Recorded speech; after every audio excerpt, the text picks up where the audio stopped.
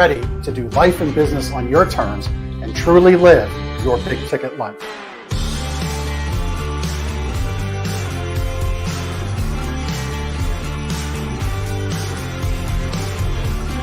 You either make excuses or you choose to level up. What amazing guests living the big ticket life. Woo! Woo! Brandon Brittingham. Appreciate you having me here today, man. It's that kind of discernment, that kind of focus, that kind of forward thinking that's so important if you're going to succeed in business today. Jeff and I are like friends. We're real friends. We are so you unlock fortune and freedom without all the stress that normally comes along with it. It all comes down to your why. You know, your business, why are you doing it? You know, how is it going to change the world and what's it going to do for your family? I want you to celebrate your success. Talk about the struggle, but I promise you, the story is in your struggle. They'll never be able to say that about me because people only see me working hard at anything that I'm doing whenever they see me. Focused on your success and the success of those around you. But being that constant in your community, good or bad, whether things are great in the community, bad in the community, be steady. Unapologetically do business and life on your terms and truly live your big ticket life. What amazing guests living the big ticket life. And we discuss how they do it and the big ticket methods they use. The things that make your life successful so you do life and business on your terms. In and of itself, the only limitations that we really have on ourselves is the ones that we allow to be put on ourselves. And most people don't look at it in that perspective. There's nothing wrong with being humble, but there's also nothing wrong with stepping into your superpower and letting people know who you are.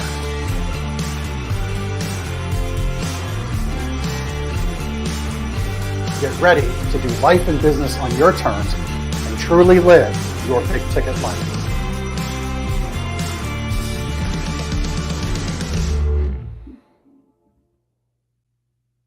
Darleen Friday is in the house. Welcome to the show. Thank you so much, Jeff. Thanks for having me. You're welcome. You're welcome. I just thought that flashed through on our graphics on the show, and I'm like, you know what? Darleen is here. She is in the house. Let's kick it off that way. Yeah. And so our show here live streams out every Tuesday at noon East Coast time. I say East Coast time because we're in that weird space right now where daylight savings time just happened. Do you type EDT or EST? And do you confuse people? So I just say East Coast time because like everybody knows what time it is in New York, right? Yeah. And then on the opposite side, I say California time as opposed to PDT or PST. And I sometimes forget what those mean. But we live stream this show noon on Tuesdays, East Coast time, on Facebook, on LinkedIn, which I know is Darleen's favorite platform. Might talk about why that is later. There's probably a good little lesson there. And we also go out on YouTube.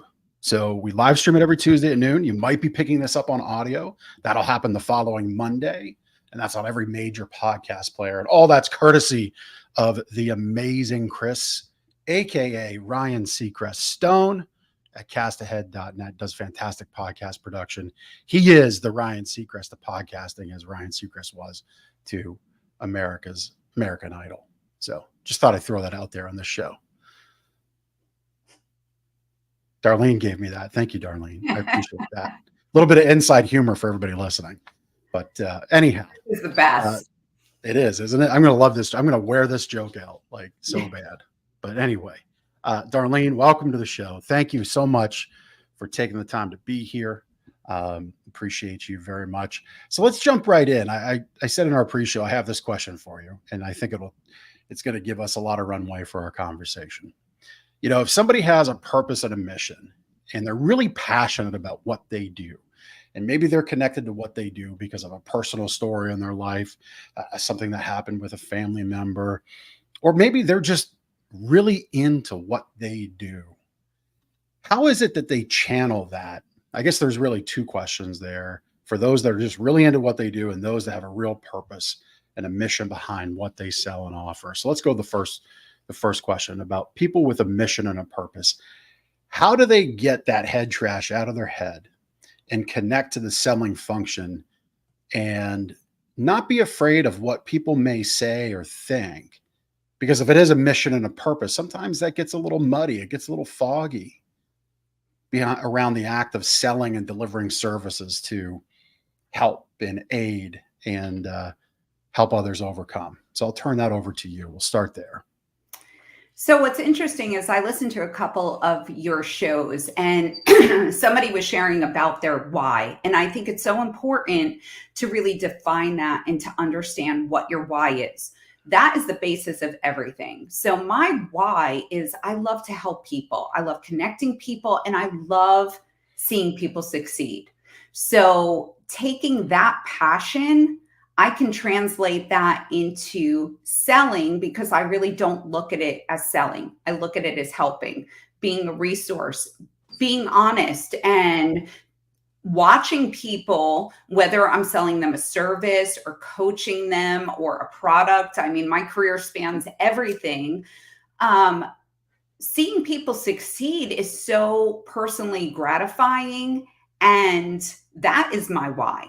So I think when entrepreneurs and business owners have that passion, understand their why, and are able to share it, it changes the dynamics from sales to just sharing, which is a game changer for that pressure of a sales call.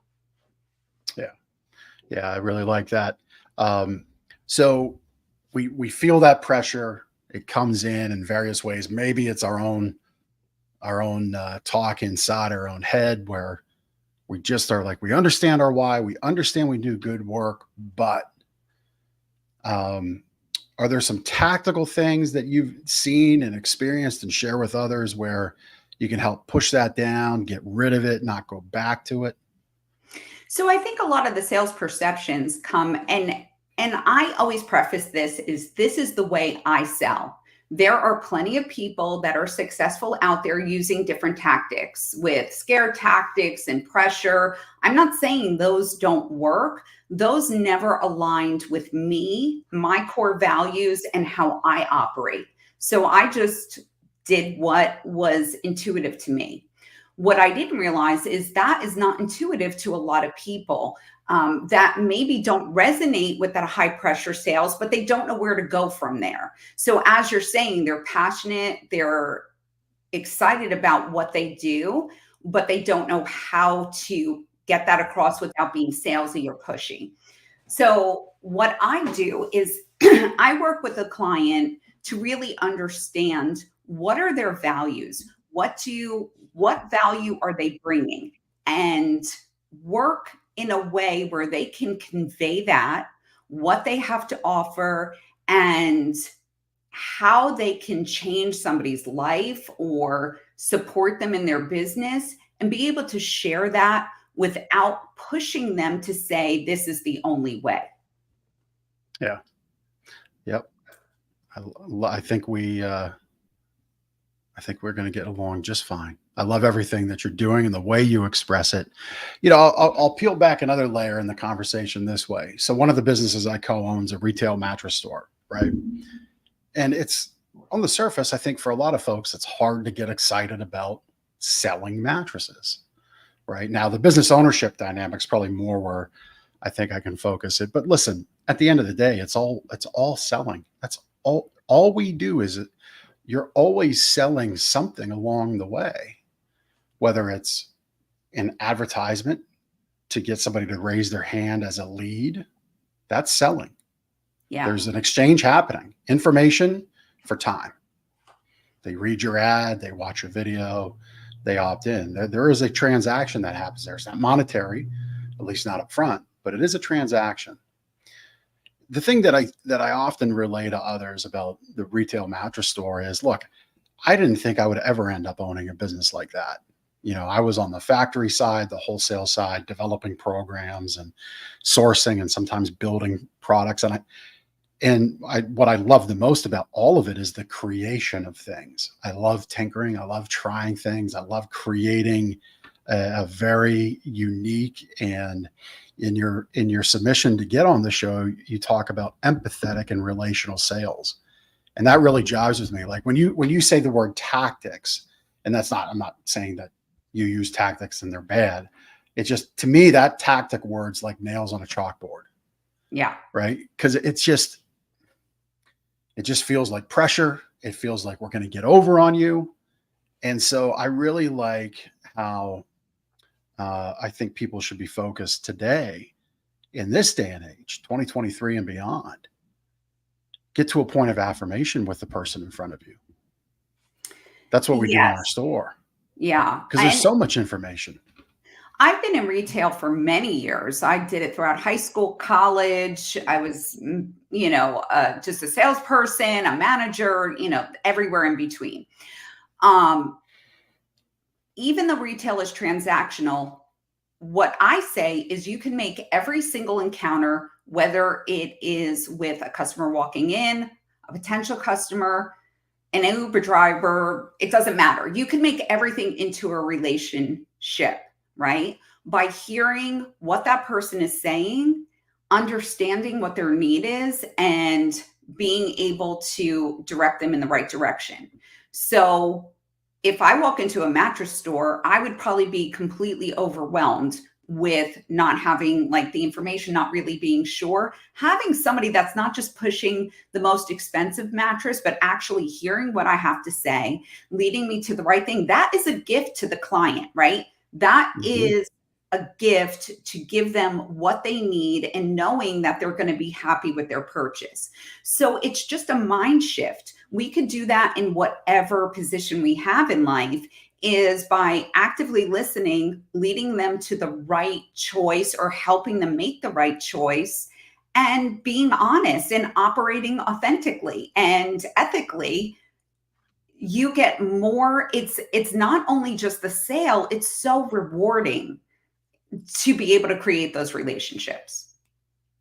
Yeah, it really truly is.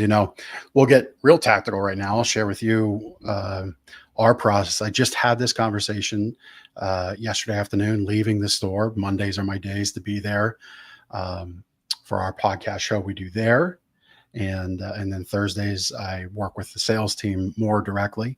But I said to one of our team members, I said, our process here is about bookends, how we start and how we finish.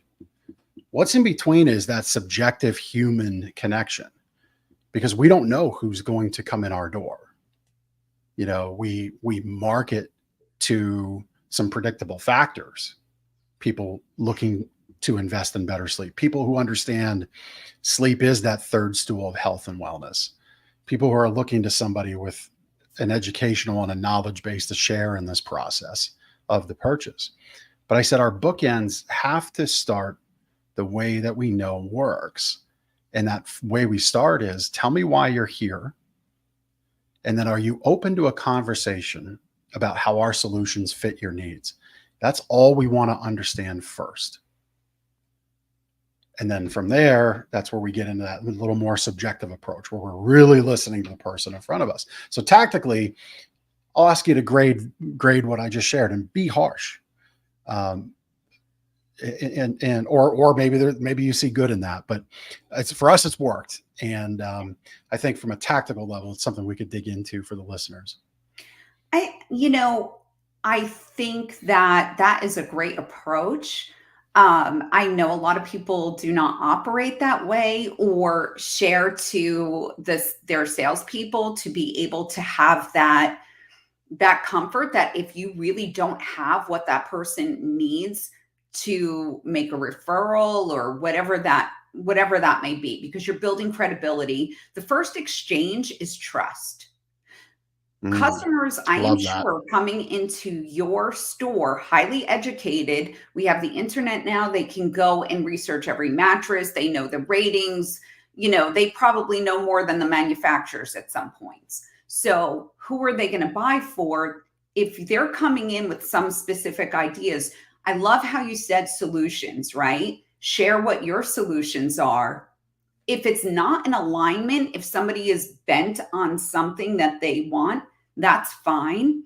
But approaching it with not like, this is horrible, this is the best, is going to let them be more open, as opposed to closing off and saying like, I don't know, I don't want to hear it. Yeah. I like how you shared back about how information is at the fingertips of all of our prospects. And if you picked up on it, our primary job is to affirm that what we have is the right choice. We really don't need to educate specs and features. Customers know that they have that, or some just don't really care.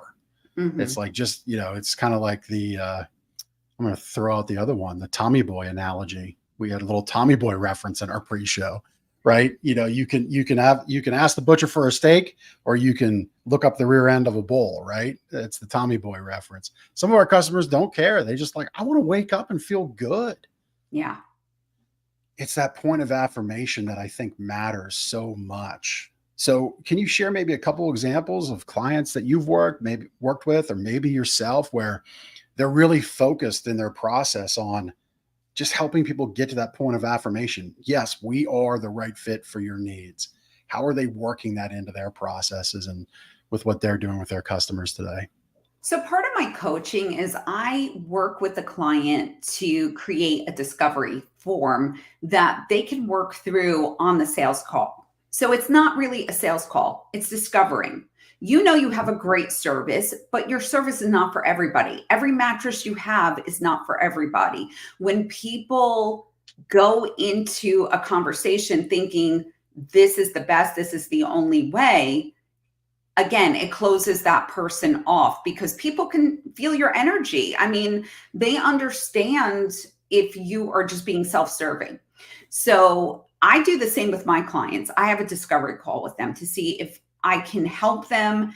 If I can't, I have an incredible network of people that I can refer them to. But if I feel, because I want to make sure that the people that I'm helping are really going to succeed with my service and that I can really bring value to them. I can bring value to a lot of people, but I can't bring it to everybody. So it starts with the discovery, understanding, asking the right questions, asking open-ended questions, because let's face it, a lot of clients, maybe not in your position, they're going in for a mattress, but a lot of people that call me, they don't even know, they may need a marketing guy. They think they need sales. They have no idea. So really having that brainstorming session to discover what is their need and putting, a label on it is so valuable. So that's what I teach my clients, is asking the right questions, having that discovery call where you're sharing what you can do, they're sharing what they need, and then you're seeing if they're a fit for you and you're a fit for them. So it's not really just selling. And then, of course, giving them enough information that they can really be bought in to the process, because you want someone to know exactly how you can help them, what the options are, what the expectations are. I like to undersell and over deliver all the time, right? Yeah. That just, to promise them the world or to give them false hope is not only not really, it's not ethical, but it's going to destroy your business, your reputation. Right. So if I could leave my clients over the moon at what I delivered to them, that builds more traction and momentum. Sure. You touched on something about the battle, the duality, the dichotomy of sales and marketing, right? Where you said maybe you don't have a sales problem, maybe you more have a marketing problem. So let's kind of dig into that a little bit. From your view, what are some of those instances where people have, you're doing really great marketing, but your sales process is rough, therefore no sales? Or, you've got some great people on your team, on your phones, on your floor, but they're just starving. There's no marketing engine. Can you share a little bit there and kind of how you view those two things? Because a lot of people, as you alluded to, when you get on a discovery call and it's like, well, wait, you don't have a sales problem, you have a marketing problem. Yeah. A lot of people they conflate and put it in this big ball, and nothing's defined, and nothing makes sense, and they struggle. Let's dig into that a little bit. Yeah, so I see two things. Either like as you mentioned, nothing's defined and it's all like convoluted, or it's so siloed that it doesn't make sense. So sales and marketing, whether you like it or not, have to go hand in hand. If you're not marketing what you can deliver, if you're not selling what you're marketing back and forth, it really doesn't, it's not beneficial for growth. Um, for me, I work with a lot of small businesses or solopreneurs. So it's usually them doing the sales and marketing all together. They're doing everything. When I go to a website and I'm pages in to even understand what that person is doing, they have a marketing problem. They don't have clarity. You can have the best sales pitch or conversations, discovery forms, follow up. But if somebody's going to your website and really doesn't understand what you do, that point blank, that has to be where you start. Websites now are like, they're like a business card of the 80s, right? Like you have to have it, you have to be clear. We have no attention span. Within 3 seconds, you have to see, like, what does this person offer? And that's it, to even get them interested to move forward. So that's why I say, like, sometimes I can see if they don't have a social media presence, if they don't have branding, I can give them a business assessment and tell them what they need to work on and connect them with people. I don't do all of that. I can, but I don't even want to touch it. When they have that set, then maybe they want to come back to me, or maybe their problem is fixed. But either way, I build that trust. Yeah. Yeah. Very good points about being clear.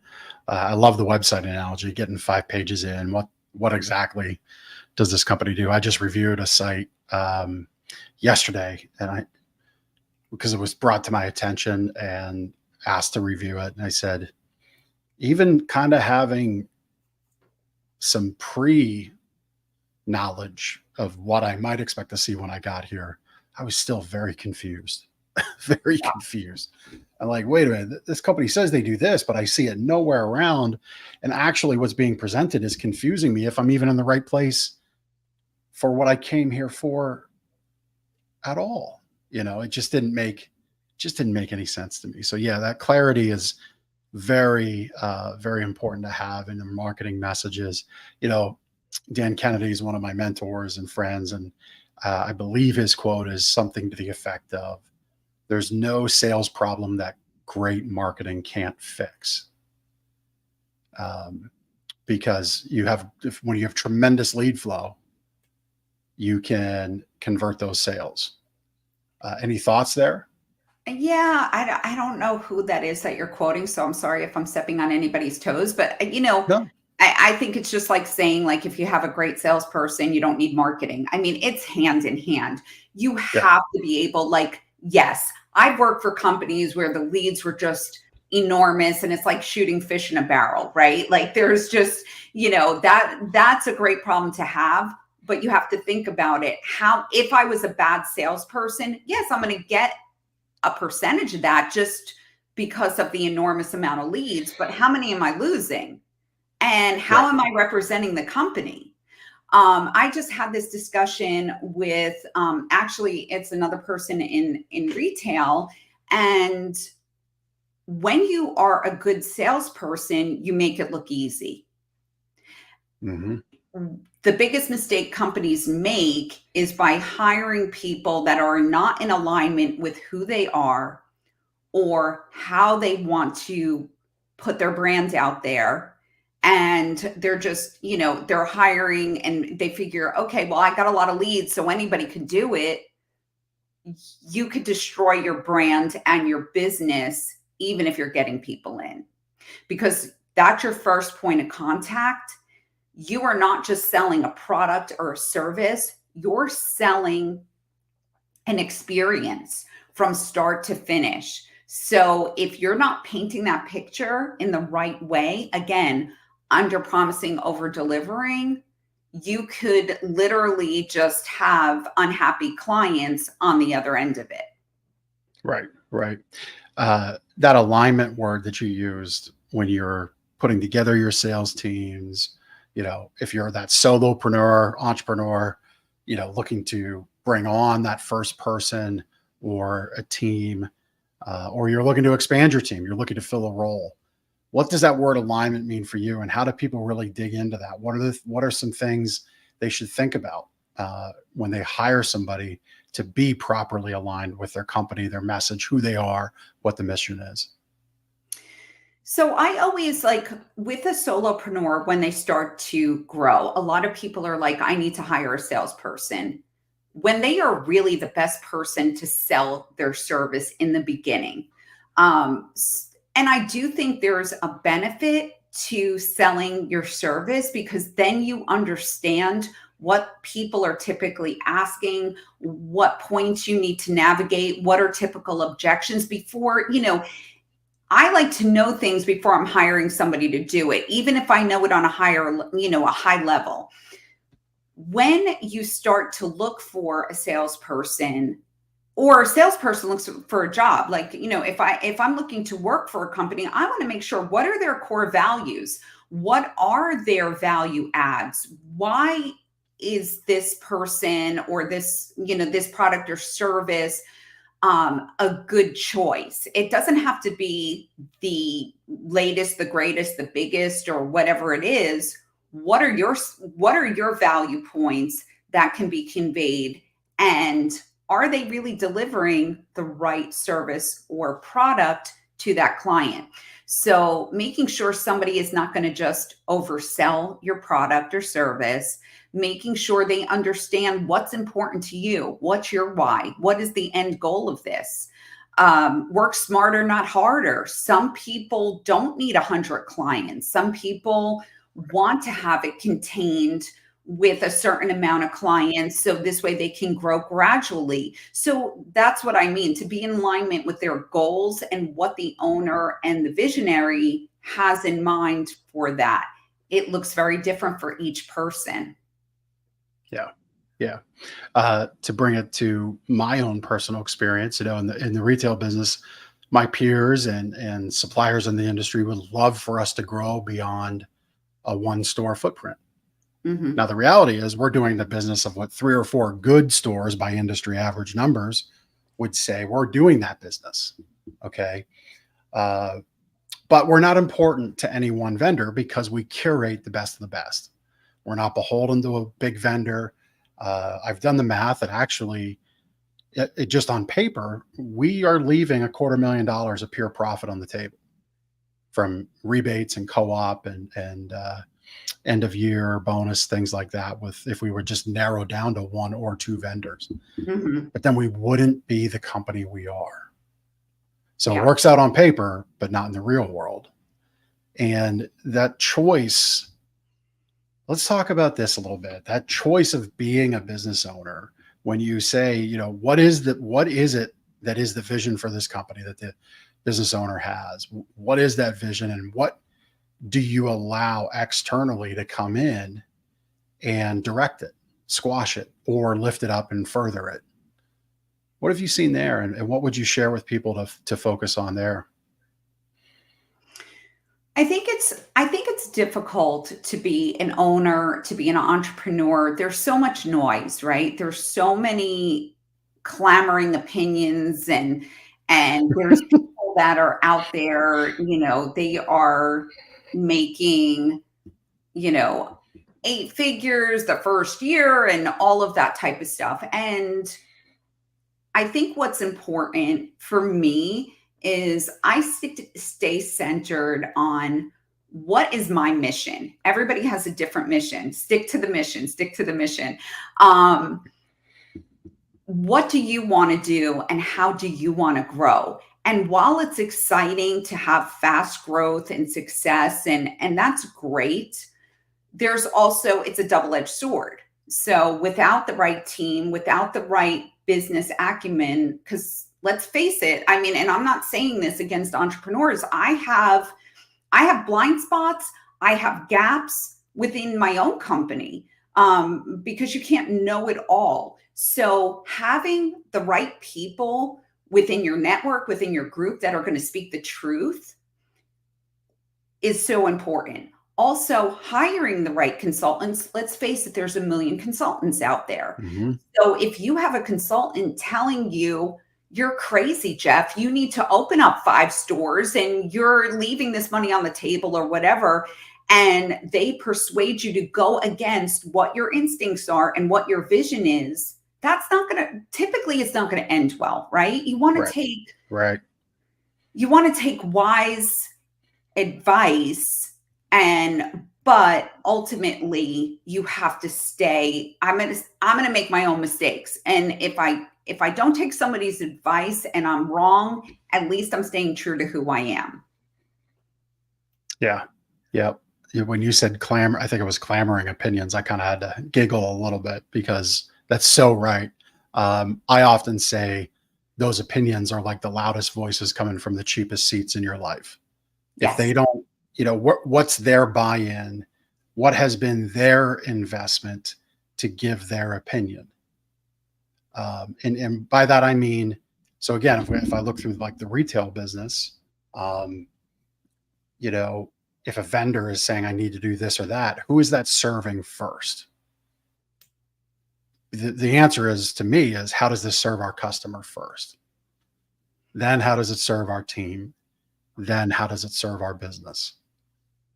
And that's the order always, because it's got to be that. If I don't have great customers that are happy, served by my team that's happy, it's not going to work out for the business. And by keeping your options open with multiple vendors to bring your clients the best of the best and not beholden to one vendor is smart, in my opinion, because we've seen big companies topple. We're old enough to have seen like, oh, they would never be out of business. And then, millennials don't even know what they are, so it's important to be strategic, and whatever that means for you. And I'm not saying, sometimes if one vendor is part of your strategy, then that's part of your strategy, but you have to live and know what is working for your business and your company. And the bottom line is, there is not one way to do business in anything. And if somebody tells you this is the only way, I run for the hills. I'm a little bit of a rebel. If I hear somebody tell me you have to do it this way, like, I'm out to prove you wrong. I'm out to find a loophole. Yeah. No, that's a very good point about folks that say, there is this is the way. This is the way for success. Well, no, there's many ways around for success. I mean, again, looking in my retail industry, there's the direct to consumer online method now that's been popularized the last 10 years.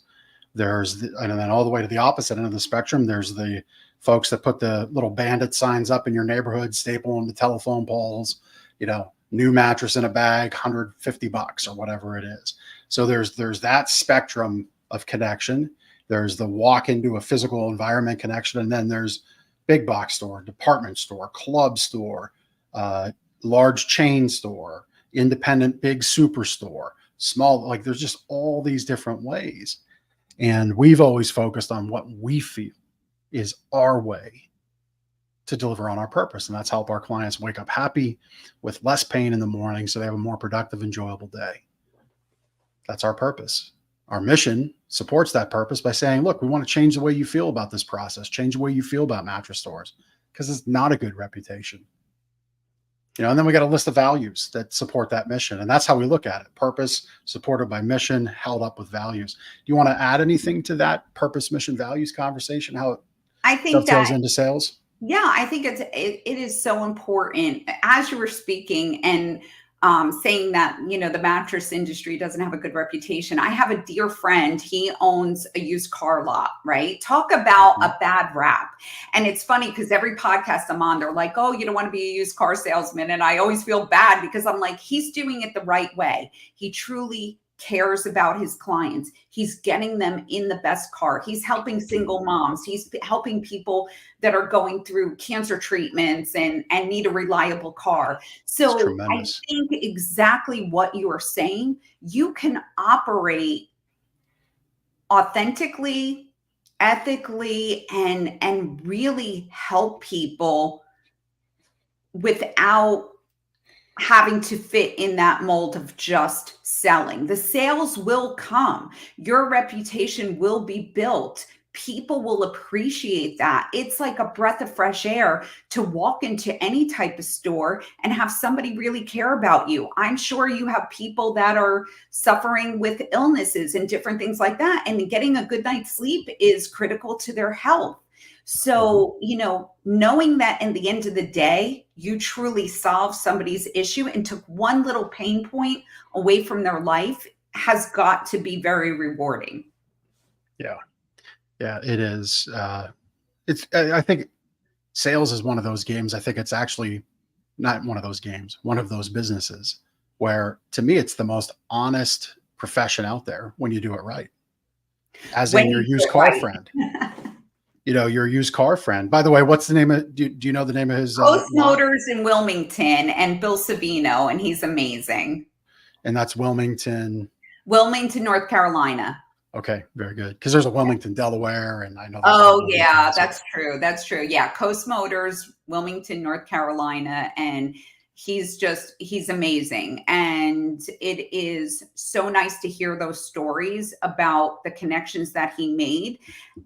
And he's been in the business forever. Nobody told, especially in that business, nobody taught him how to sell like that. That was something that was inside of him. But I think a lot of people second guess what's intuitive when they want to operate authentically. It's not flashy enough. It's not big enough. They don't have sales goals. What's the conversion rate? You can get crazy in sales, but if you just block out the noise and just share your value, it multiplies.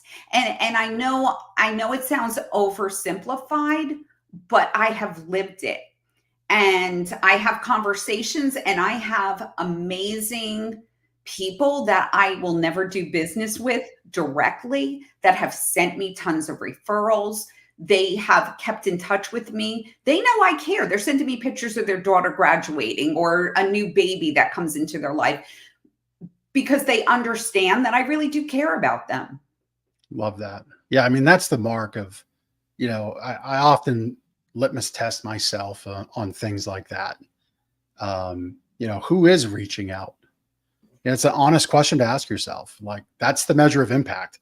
Who is reaching out to me out of the blue with moments of happiness? Hey, my kid graduated. Remember when we first met, they were this little, and now they're graduating high school, or they just graduated college, or, hey, you said this one thing one time about my kid and I passed it along and now they're a doctor, right? Like, that's a tremendous litmus test. And are your customers even coming back to you? Like, we'll often have customers bring in, especially around the holidays now, cookies and pies. Like, when is the last time that happened? I think that's a great litmus test to see, are you letting that authentic connection that you have shine through in your business and in your sales? You spurred one thought that I had about the conventional norms. So your friend, it was Bill, was it? Yes. At Coast Motors? Yeah. So Bill's obviously outside the norms of the industry. You can't take it in the pants for a woman who's claiming to have cancer. Everybody would say they have cancer if you heard, if your customer base got wind that you helped that person out that way, right? That's the kind of industry talk that happens. Yeah. So I'll ask it this way. So I've often said, over the years, we're like the anti-mattress store. We're not what you expect. You can take off the armor. It's funny what we have. Our sales desk kind of sits around the corner. So we have video cameras for a number of reasons, but one is we can look at the parking lot, see who's coming in, see when they're coming in. If they need a little bit of help, we're there to greet them at the door, open the door, hold it, help them get up the ramp because we have a little inclined ramp. So it's not to like pounce. It's like, if you need help, we're here to help you. So we see people in the parking lot, and this happens often. They pull in and they'll park and they'll sit for 10 minutes, 15 minutes. And you can kind of see, sometimes depending on the day and the sun, you can kind of see like the physical body language happening. And we've said they're strapping on the armor. Mm-hmm. Right. So I guess the long-windedly, and I'm sorry for that.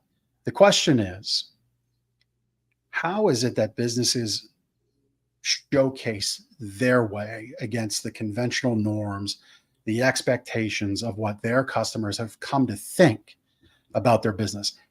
Bill is overcoming the negativity of being a used car salesperson. We overcome, oh, here it is. I got a wheel and deal on this mattress. I got to get at least 70% off, or I got a bad deal. We just don't do anything like that. What is Darleen's suggestions to overcome those preconceived notions, those expectations of experience that aren't great when you do have nothing but greatness to offer? I think by just, I understand the 70% off, like people want a deal. Everybody wants a deal. And just to have things inflated to get a discount is ridiculous, because that's the bottom line of what people are doing, right? Yeah. So again, I think if you share what your value is, they're going to sense if somebody walks into your store and somebody approaches them, like you said, you don't want somebody to just walk in and not feel greeted or anything, but not being pounced on. They will sense that somebody cares, and just having that conversation. I'm sure you've been in stores where 3 minutes into the conversation, this person is just full of it and you don't want to deal with it. I remember I was 8 months pregnant and I needed a new car. And we went to this Jeep dealership that was like no haggle, right? This is, 25 years ago. No haggle, whatever it may be. So me and my husband sat down, and the price was ridiculous. And I'm like, no, that's not. And he goes, well, what are you looking to do? Like, what can you do? And I looked at him and I said, you're no haggle, so I don't want to waste your time. And I left, because I'm kind of like that, right? Being in sales, like, just don't Wow. advertise. Yeah. Instantly threw the credibility out the window. The trust was gone, because either you're no haggle or you can make a deal. It can't be both. So I'm sure there's people that are like, oh, they're no haggle, but they're going to give me a special discount. But like, I've been in sales, so I'm like, I'm just not buying into it. So I think, again, how are you going to operate? Are you going to give every client the best value, or are you going to make them jump through hoops to try to get a discount? I'm the director of business development for a virtual assistant company. Our prices are our prices. And I have some clients say, can you do any better? And I'm like, listen, there's good and bad. The good news is we're not going to ding the little guy to try to get a bigger customer. Everybody gets the same treatment. Everybody, these are the prices. This is how we operate, whatever that may be. So it's just upfront, and it's not for everybody, and that's okay. But at least they feel like I'm a straight shooter. Yeah. There's a lot to maybe dig in there as we look to wrap up our time together. I'm removed from selling in our business. I'm actually probably the worst salesperson in our business right now, because I just don't do it as often as I used to. And I haven't for a number of years, but I still work with our team and I get their feedback, and I have conversations with folks like you on a weekly basis. So I'm constantly getting new inputs. I'm constantly feeding them new inputs into their day, ways to think about how they work with our clients and our customers. And, when I was on the floor, I would often tell people, can't you do any better? I say, I really can't, because I don't know what I need to take away from our experience to meet you at that price. Yeah. I don't know how to value the fact that our delivery team is our employees on our truck. And when we give you a 2-hour window, we're not going to cable company you and make you wait all day. In fact, we're probably going to be at the front of that window. And if we're not, we're going to call you. So I don't know what that value is, but it exists. I know how much I know how much the truck costs each week. I know what the payroll is each week for the 2 guys on the truck. I can express it that way. But I don't know that matters to you, because even if it was a number that's 10 times that number, if we're late and we frustrate your day and make you miss a key appointment, like you miss your kid's recital because you had to wait for a delivery, what's that value? Yeah. And so I often answer the questions that way. We came up with, the 70% off thing, mark things up to mark things down. I said a long time ago, the dialogue would be, we're not that smart. We're not good enough liars to constantly make up new price tags and waste paper and ink and mark things up and mark things down and get into that whole conversation about how it really isn't a real discount. Because the reality is the customer wants to scratch that itch of feeling like they got a deal. And that's a very fair, valid thing, right? So we came up with double deals. Discounts you pick for your situation, maximize your savings. Everything has a discount applied to it. Here's the cool part of that. I get to crack, if I wanted to, I could crack the books open for 10 customers on the same item, and everybody would probably be within 25 to maybe $50. Yeah. It's very close. And to me, that's an integrity move. Absolutely. And I think there's different buying styles. There are people that will not buy anything unless they feel like they're getting a discount. Or me, I will buy another $100 worth of product not to pay $5 in shipping. That's just I just did that. Well, you have to know your buyer and that there are different buying styles.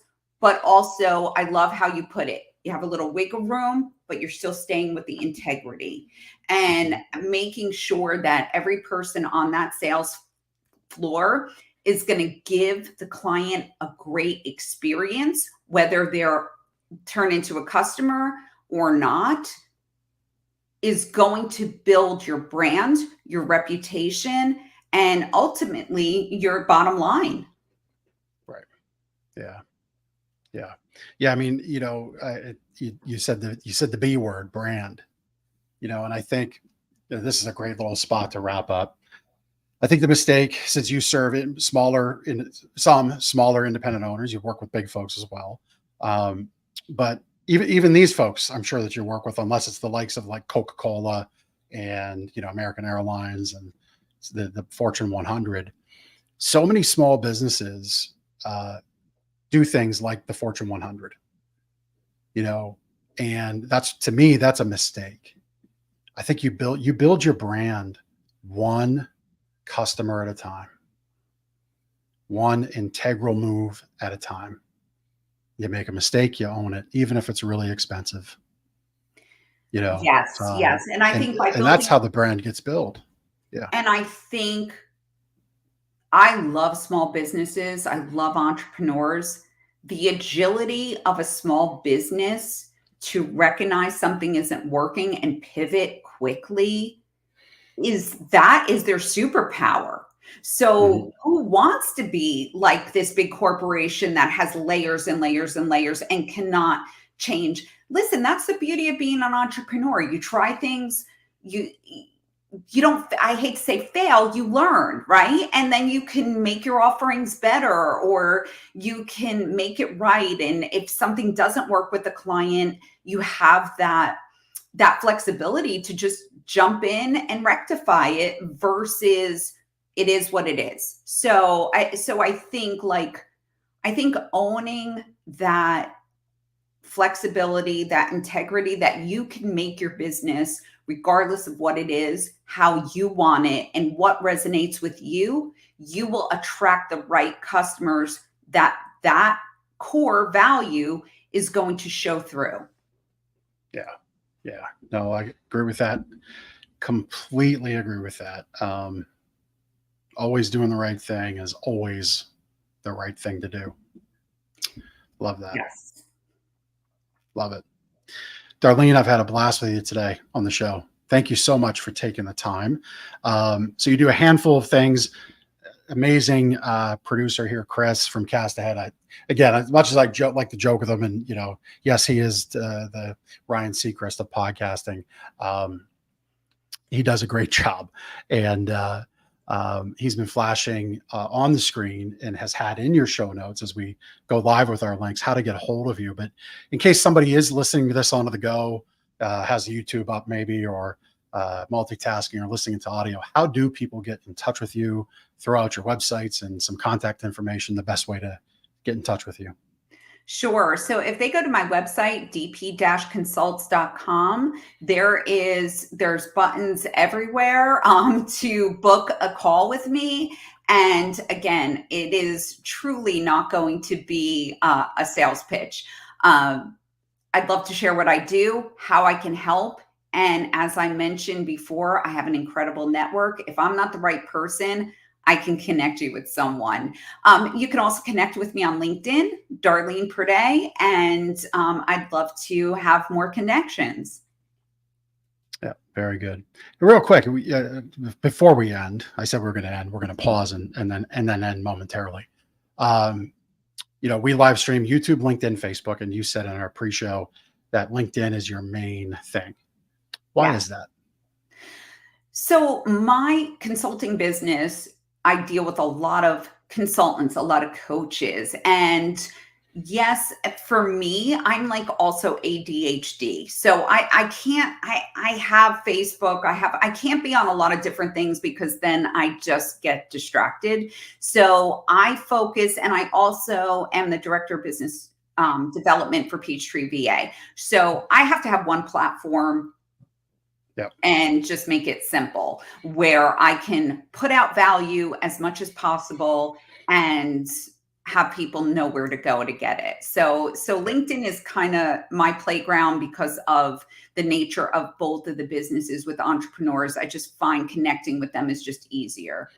Yeah, smart. And really you're practicing what you preach of tuning out the noise, going on the path that makes sense for you. And that's kind of what I figured the answer was. It's kind of an easy layup type question, but I wanted to ask it and have you get it out because I think for business owners, there was a moment a few months back about threads. Everybody had to get on threads, which is Instagram's version of, yes, I guess what's called X today, or used to be called Twitter, and you saw this mass exodus in these statements of threads will be the thing. What in this day and age, how can anybody say that? We have to see what the use case is for at least a year with this stuff, in my opinion, until you can say it's the thing. So I'm lazy. I like for other people to learn it, whatever, and then I'm like a high level Cliff Notes girl. I'm not going to follow directions. I'm not going to understand the platform from beginning to end. I want somebody to have success and then tell me about it. So that's just with everything. Like even like the AI that we were talking about earlier and stuff like that. I think it's all of these things are great, but there's always the latest and the greatest. And you can really waste a lot of time jumping at that type of stuff. I have incredible friends that, they play around with it and they just let me know if I need to be on it. And there's that network effect again. 1000%. I am incredibly blessed by the amazing people in my network that I can call my friend, and they truly are looking out for me. Love it. Love it. Lesson in knowing who you are, who you serve, where you should be looking to connect with them. That's why you're on LinkedIn. That's why you're so great at what you do. I hope people check you out at dp-consults.com, LinkedIn, Darleen Friday, and do book that discovery call. If not for anything, you get to be introduce yourself into Darleen's world, and maybe with enough deposits into her world, you can be a part of that amazing network. And I'm sure if you become a client, you'll be able to tap into that network. And so, Darleen, thank you for all you're doing, the way you're doing it, and how you're doing it. Appreciate you. Thank you. Thank you for having me, Jeff. And shout out to Chris. I have to say, when I see his name as the producer, it gives me relief because I know it's going to be a fantastic show.